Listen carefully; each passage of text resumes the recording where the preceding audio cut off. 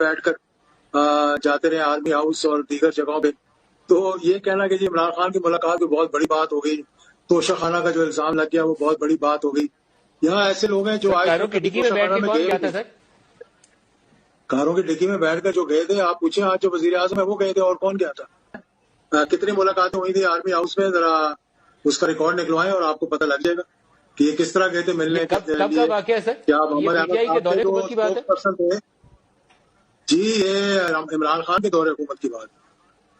یہ ایسی تو نہیں ہے نا ہوا تھا, ایسی تو نہیں ملاقاتیں تھی تو گاڑی کی ڈگی میں چھپے جاتے تھے, تبھی ان کو کمر میں درد رہنے لگے. آج کل وہ مسئلہ ہوتا ہے انہیں بیٹھتے ہوئے. اگر وہ کرپشن کے خلاف بات کرتا ہے تو پھر وہ جہاد کی بات کر رہا ہے. اگر وہ کہتا ہے کہ جناب اس ملک کے اندر بہتری آنی چاہیے, مداخلت نہیں ہونی چاہیے, تو وہ بھی جہاد ہے.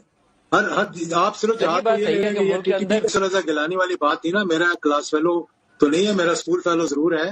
وہ ایک تحفہ دیا گیا تھا کہ اس کو آپ سیلاب زدگان کے حوالے کریں گے, جو پیسہ آئے گا اس کو گھر لے جانا اور بات ہے. ایک آپ کو جو تحفہ ملا اس کو توشہ خانہ سے پیسے دے کے لینا وہ اور بات ہے.